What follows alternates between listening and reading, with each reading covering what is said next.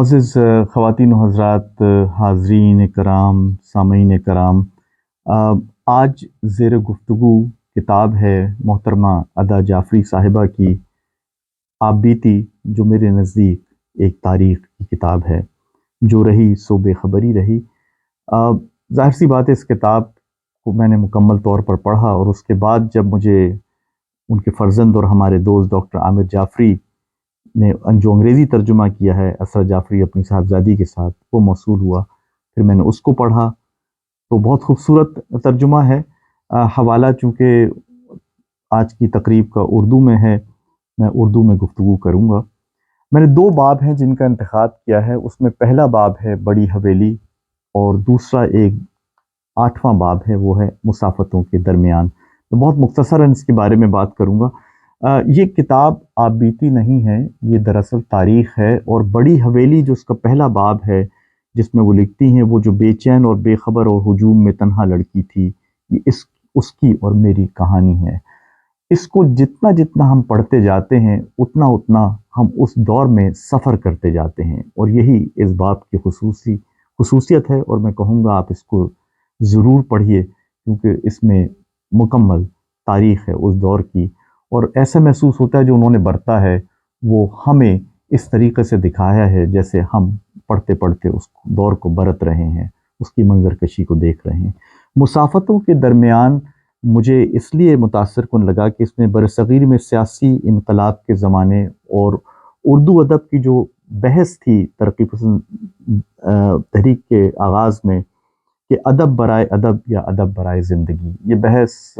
70-80 کے دہائی تک یہ چلتی رہی، اور اس کے بعد تھوڑا تھوڑا اس کا زور ٹوٹتا چلا گیا، اور ایسا ادب در آیا کہ جس میں ادب برائے زندگی کو پیچھے ڈھکیل دیا گیا۔ مگر شروعات میں وہ لکھتی ہیں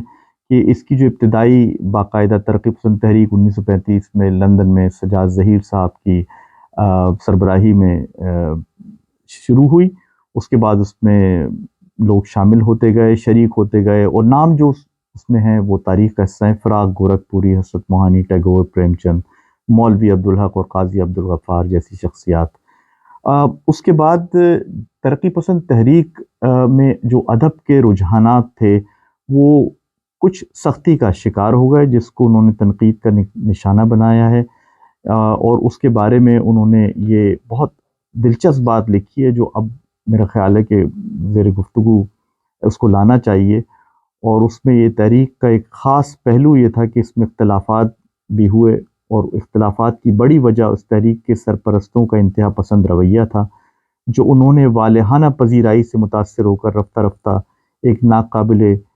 ترمیم دستوروں کی حیثیت سے دیکھا، جس میں سیاسی نظریات کو انسان کے بنیادی جذبات اور احساسات پر برتری حاصل تھی۔ مگر ان کا کہنا ہے کہ ظاہر ہے کہ اصل ایک لکھا ہوا ضابطۂ فکر ہر تخلیقی ذہن کے لیے قابل قبول نہیں ہو سکتا، اور انہوں نے اس بات پر بھی کا ذکر کیا ہے کہ بہت بڑے نام اور کام ترقی پسندوں کی فہرست سے خارج ہوئے بغیر یہ سوچے ہوئے کہ کوئی بھی حساس اور بیدار انسان رجعت پسند ہو ہی نہیں سکتا، اگرچہ بعد میں اس فیصلے پر اظہار تعصب بھی کیا گیا۔ میں اس بحث کا آغاز کرنا چاہتا ہوں، اور جس بے باکی سے انہوں نے اس چیز کا ذکر اپنی اس کتاب میں کیا ہے، میں سمجھتا ہوں کہ آج ترقی پسند مصنفین کو، ترقی پسند لکھنے والوں کو اس پر بحث کرنی چاہیے، اس پر تحقیق کرنی چاہیے، اور آئندہ لاہ عمل طے کرنا چاہیے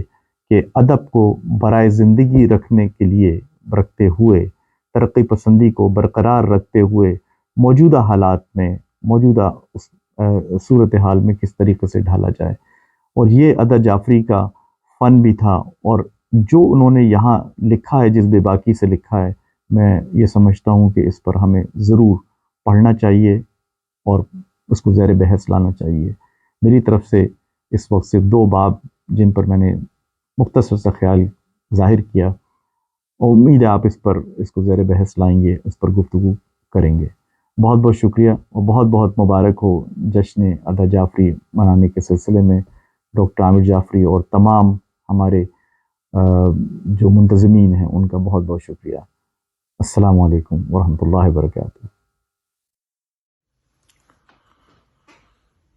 عامر جعفری، یہ ویڈیو آپ کے نام اس لیے نہیں کہ جو ہے آپ سے میرا ایک دل کا تعلق اور دوستی کا ناطہ ہے، بلکہ یہ ویڈیو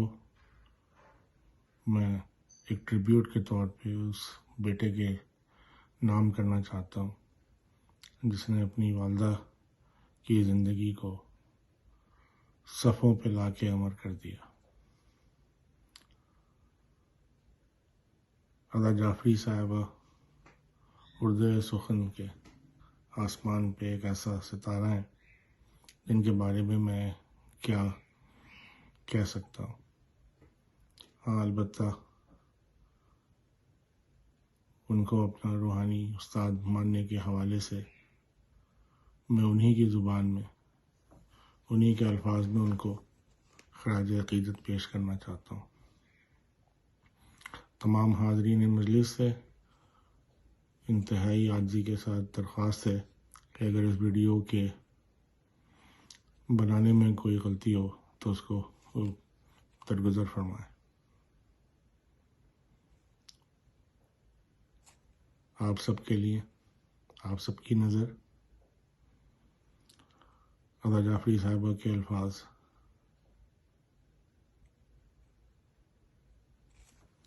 وہ خواب جیسے لوگ تھے،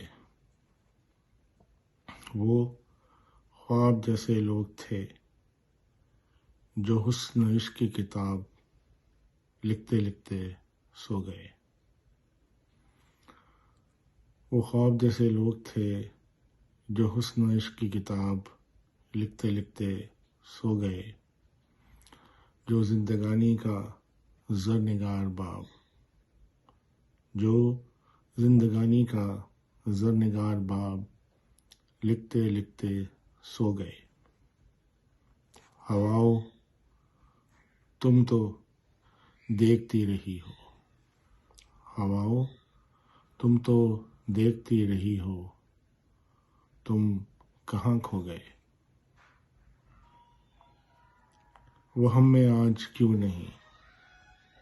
وہ ہم میں آج کیوں نہیں جو وادی جمال سے کھلی ہتھیلی برہنہ سر چلے گئے۔ وہ ہم میں آج کیوں نہیں جو وادی جمال سے کھلی ہتھیلی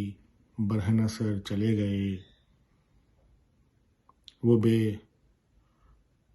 ہنر نہ تھے، وہ بے ہنر نہ تھے، تمام بستیاں گواہ ہیں، تمام وادیاں گواہ ہیں، جو تشنگی کی دھوپ میں جھلس گئے، جو آندھیوں میں مثل خار و خس گئے، جو آندھیوں میں مثل خار و خس گئے، شجر تھے اور بے ثمر نہ تھے، شجر تھے اور بے ثمر نہ تھے، وہ پتھروں تلے کچل گئے، وہ پتھروں تلے کچل گئے، وہ حوصلے صعوبتوں میں ڈھل گئے، وہ حوصلے صعوبتوں میں ڈھل گئے، جو امن و آتشی کی آرزو میں مر گئے، جو امن و آتشی کی آرزو میں مر گئے، گزر گئے، وہ بے بسر نہ تھے، وہ بے بسر نہ تھے،